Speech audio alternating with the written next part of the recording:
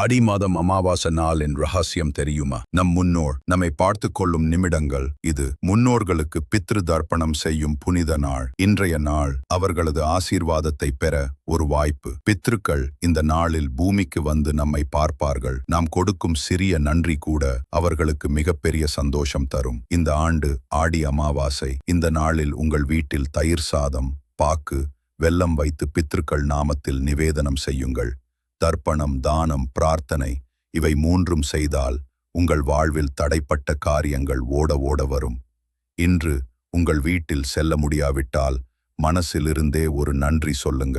அவர்களுடைய ஆசி உங்களை தேடி வரும். ஆடி அமாவாசை ஒரு நாள் மட்டுமல்ல, ஒரு வாய்ப்பு.